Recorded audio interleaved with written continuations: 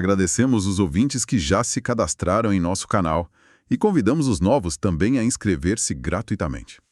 Bom, imaginem a pior separação amorosa possível. Aquela separação bem dolorosa mesmo, né? Exato. Aquela situação em que a razão manda fugir o mais rápido que der, mas o coração, continua ali, completamente preso. É, uma verdadeira armadilha emocional. Pois é. Agora imaginem que essa dor profunda que foi cantada para o mundo inteiro, na verdade não era sobre uma pessoa, era sobre uma cidade. E, mais do que isso, sobre séculos de perseguição e um ciclo histórico inquebrável. É uma premissa fortíssima para a nossa conversa de hoje. Com certeza. Ontem, sábado 16 de maio de 2026, quem acompanhou a televisão ou a internet viu o espetáculo gigantesco da grande final do concurso Eurovisão. O palco, as luzes, toda aquela energia contagiante que quem nos ouve já deve conhecer de outras edições. Exatamente. A Bulgária levou o cobiçado primeiro lugar. Mas o nosso mergulho de hoje vai na direção do segundo colocado, o Estado de Israel, com uma música chamada Michel, interpretada pelo cantor Noam Betan. Foi uma noite e tanto para a música pop europeia. E, olha, o que chama atenção logo de imediato é que estamos diante de uma balada incrivelmente bem construída. Sim, muito bem feita. Quem escuta apenas a melodia se depara com um ritmo super cativante.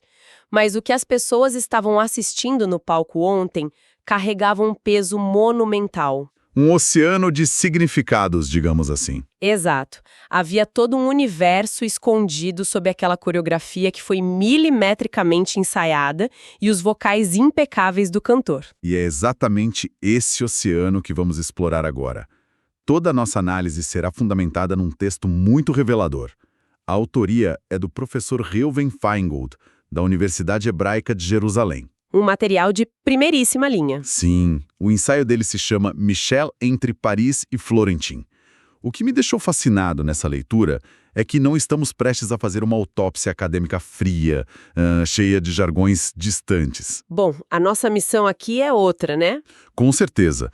A nossa missão, inspirada pelo texto, é desvendar a carga emocional dessa música. Entender como uma faixa pop de 3 minutos, no horário nobre da TV, consegue encapsular uma bagagem histórica tão densa. E para entender essa profundidade, o caminho mais lógico é começar pela superfície da própria canção. A primeira camada que o professor Feingold analisa é a estrutura linguística que o Noam Betan utiliza. Ah, mistura de idiomas, certo? Isso. A música flui através de 3 idiomas distintos: o hebraico, o francês e o inglês. E é muito fácil para quem assiste a um concurso internacional achar que isso é apenas um truque. Um charme estilístico, né?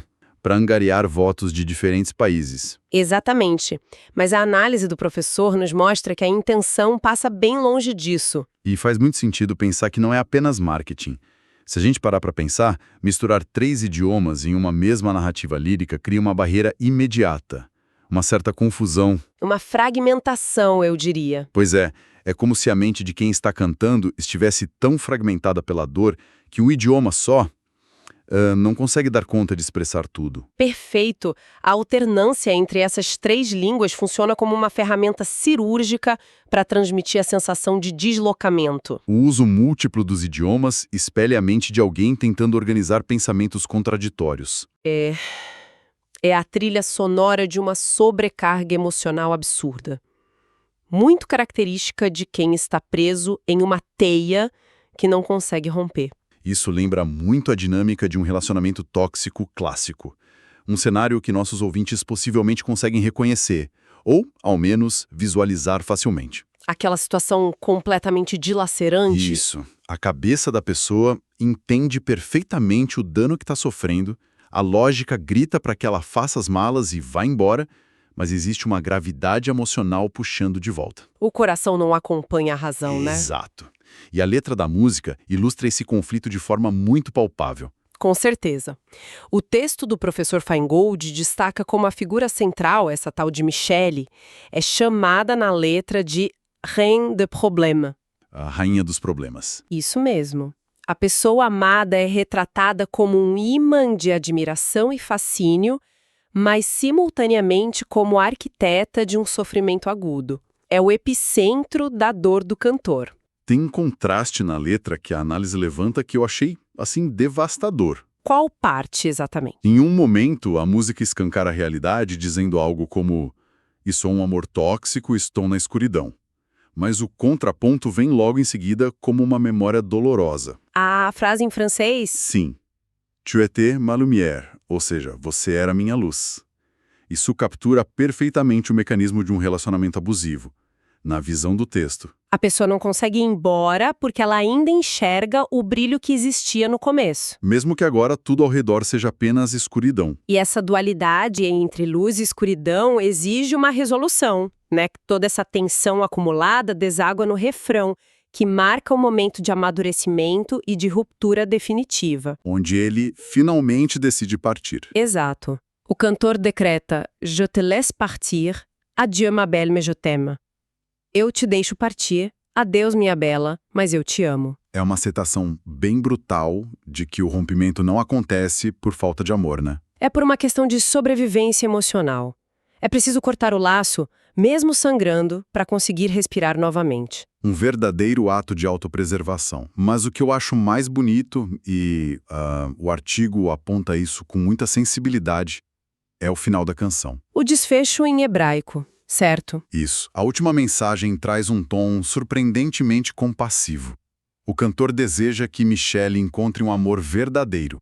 Não há desejo de vingança, não há ódio no adeus. É uma constatação de que a história deles acabou e ele deseja o bem daquela que fica para trás. Demonstra muita superação. O ciclo de dor é fechado com dignidade. E olha, se a gente parasse a análise por aqui, já teríamos uma balada belíssima sobre a complexidade das relações humanas. Sem dúvida, seria uma excelente música sobre corações partidos. Mas é exatamente neste ponto da leitura que o texto do professor Feingold puxa o tapete debaixo dos nossos pés. A grande revelação da análise. Pois é. O que muda na nossa compreensão quando descobrimos que Michelle, a rainha dos problemas, a luz que virou escuridão, não é uma mulher de carne e osso. Essa é a grande revelação que transforma a canção em um documento histórico. Michelle não é uma pessoa, é um lugar. Um lugar geográfico específico. Exato. O alvo desse amor apaixonado e doloroso é o bairro de Saint-Michel, localizado no coração de Paris. A música inteira, cada juramento e cada lágrima é uma carta de despedida a um espaço geográfico. Nossa, isso muda tudo. Precisamos visualizar esse cenário para entender o peso dessa despedida, né? A análise nos leva diretamente para a margem esquerda do rio Sena. O famoso Quartier Latin, em Paris. Isso. Para quem nos ouve, imaginem caminhar por ruas antigas de paralelepípedos, passar pela fonte monumental que dá nome ao local. É um lugar que respira história. E intelecto também. É rodeado por sebos, cafés charmosos. Sim. E fica a uma curta distância do majestoso Panteão, das torres da Notre-Dame e, claro, da sabedoria centenária da Sorbonne. É impossível não se apaixonar por um lugar que exala tanta beleza e cultura. E é exatamente nesse berço cultural que o verdadeiro enredo se desenrola. Segundo o texto, a narrativa oculta por trás da canção é de um poeta. Alguém com raízes multiculturais profundas que construiu a sua vida nas ruas de Saint-Michel. Ele tinha um caso de amor com esse bairro, com a França, com aquele estilo de vida. Mas, segundo a interpretação do professor Feingold, esse poeta começa a perceber uma mudança no ar. Algo sutil no início, mas que vai se tornando asfixiante. E o artigo é muito claro sobre qual é essa mudança. Não é apenas o charme do bairro desaparecendo. É algo muito mais denso e perigoso, né? Precisamente. O poeta começa a sentir na pele um crescente antissemitismo, o clima social muda, a convivência se deteriora e a hostilidade passa a envenenar as ruas que ele tanto amava. É assim que o bairro encantador se transforma naquele amor tóxico que a gente mencionou no começo. Exato. É a luz, o tu es ma lumière, sendo engolida pela escuridão da intolerância. A cidade passa a rejeitá-lo, forçando esse poeta a tomar a decisão drástica de romper a relação. Ele decide migrar para Israel, certo? Sim. E a escolha do novo destino é crucial nessa narrativa apresentada pela fonte. Ele deixa a aristocracia cultural das Pedras Cinzentas de Paris e vai para Florentim, um bairro de Tel Aviv. E para os nossos ouvintes que não conhecem, Florentim é quase o oposto absoluto da imponência clássica de Saint-Michel, né? Completamente diferente, é descrito como um bairro intensamente boêmio. Um labirinto vibrante de arte de rua. Um refúgio para artistas, cheio de sol, juventude e energia bruta. É a busca desesperada por oxigênio após quase sufocar na Europa. E olha que interessante, essa transição geográfica e emocional ganha uma representação visual fantástica quando lembramos da performance de ontem no Eurovision. A coreografia, né?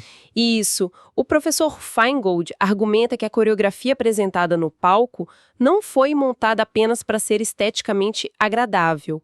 Ela é um sintoma dessa busca por cura. Se a gente prestar atenção nos dançarinos, notamos uma fusão impressionante. Uma mistura de estilos muito particular. Eles misturam movimentos que remetem à cultura clássica francesa com os ritmos tradicionais, pulsantes e viscerais do Oriente Médio.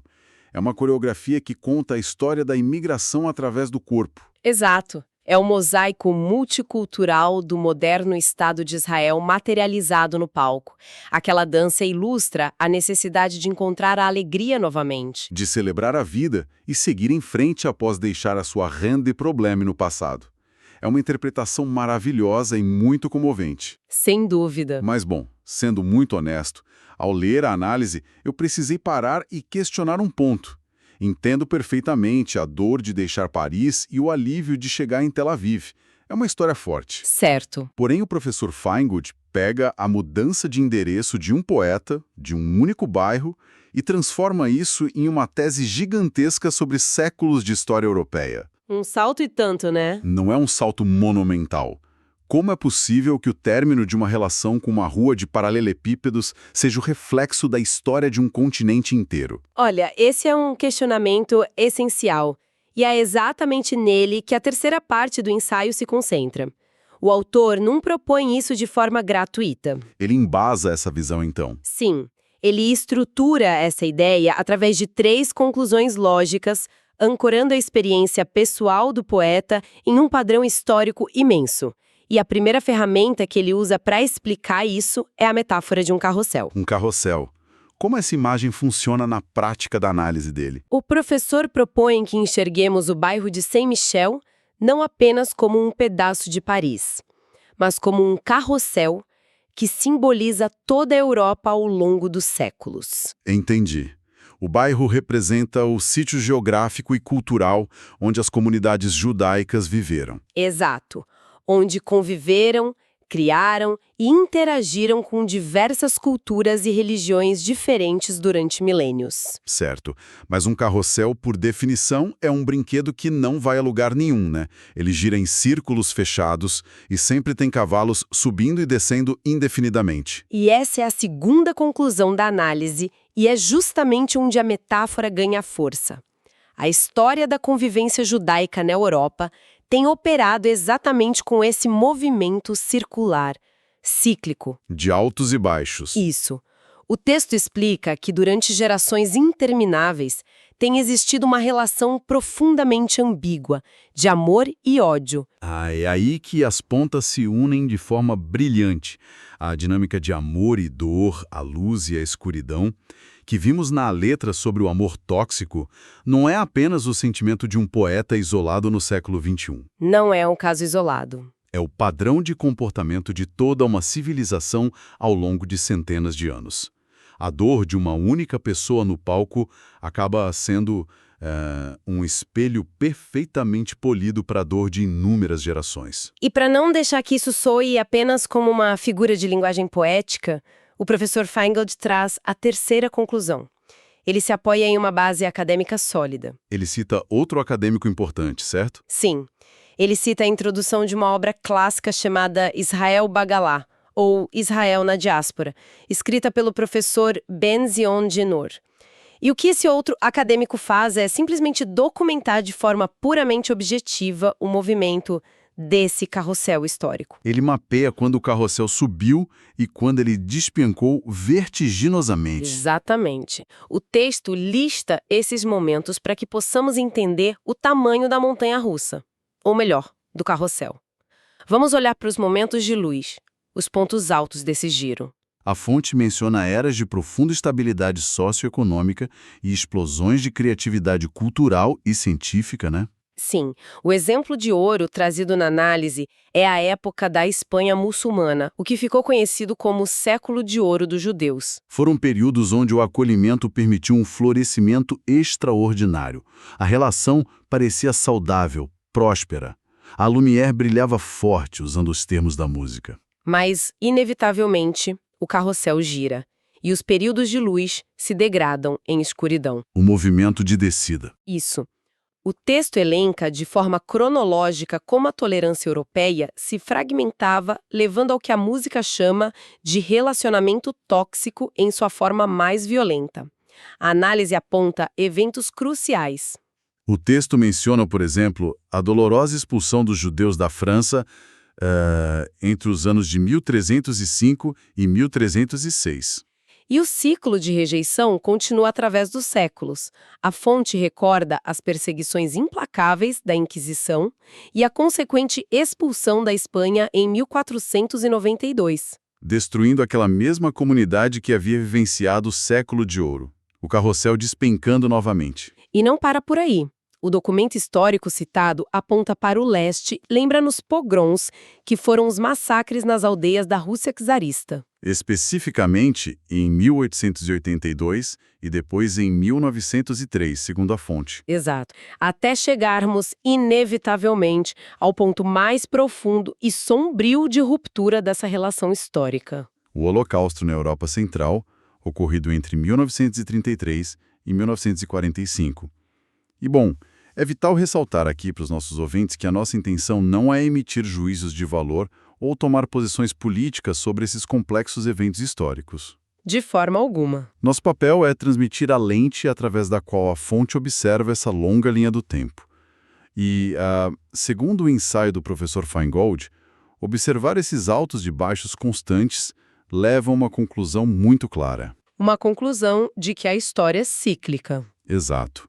O acolhimento seguido de expulsão repetidas vezes indica que, para parte da comunidade judaica que reside na Europa nos dias atuais, o carrossel dá sinais de que está girando em direção à escuridão novamente. A história parece assustadoramente estar ensaiando uma repetição. E essa tensão contemporânea é a espinha dorsal de Michel. A música acaba sendo o reflexo do presente, não é? Sim, ela funciona como um barômetro do presente, não apenas um museu de dores passadas. O desabafo daquele poeta abandonando as ruas do Quartier Latin para respirar em Florentim ecoa um sentimento comunitário. Mostra a exaustão de tentar consertar uma relação histórica que insiste em se tornar abusiva.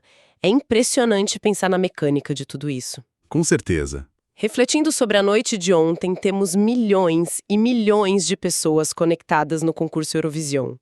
Famílias inteiras consumindo essa música simplesmente como um produto pop. Uma melodia chiclete, com cantores atraentes e uma coreografia vibrante. Exato, e ela funcionou perfeitamente nesse nível superficial, conquistando um merecido segundo lugar. E não há absolutamente nada de errado nisso, né?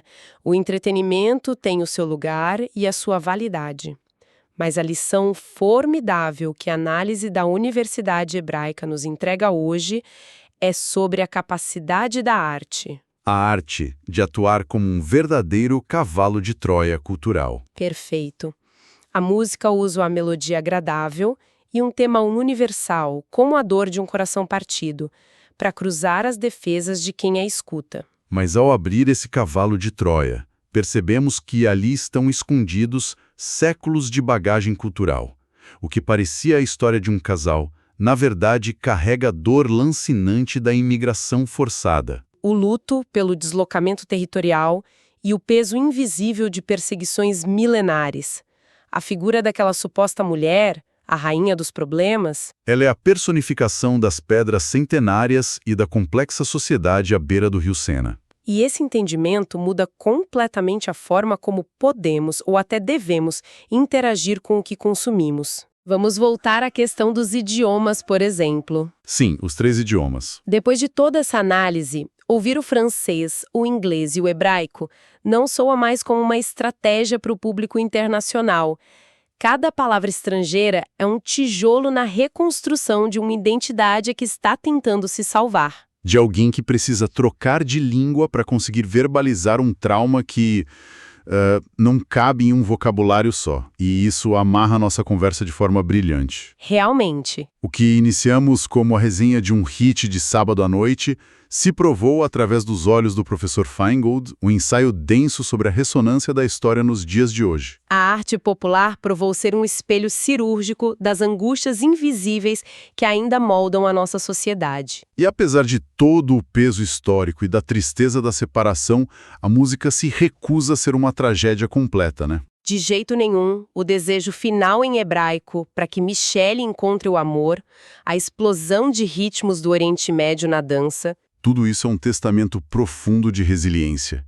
É a busca incansável pela luz, mesmo depois de tanta escuridão. E é uma mensagem que ressoa muito forte. Com todo esse cenário desenhado, quero deixar uma provocação final para quem nos escuta refletir ao longo desta semana. Qual seria? Acabamos de dissecar como 3 minutos de um espetáculo televisivo esconderam uma tese magistral sobre séculos de coexistência, amor, ódio e sobrevivência europeia. Um conteúdo imenso. Quantas outras peças de arte, quantas músicas que cantamos no chuveiro, quantos filmes que consumimos apenas para relaxar no fim do dia, estão, na verdade, disfarçando oceanos de bagagem cultural e histórica em suas entrelinhas. Apenas esperando que alguém preste a devida atenção para decifrá-las. Muito obrigado por haver estado conosco. Se você gostou, não esqueça de se inscrever gratuitamente no canal e, desde já, convidamos vocês a acompanhar o próximo episódio.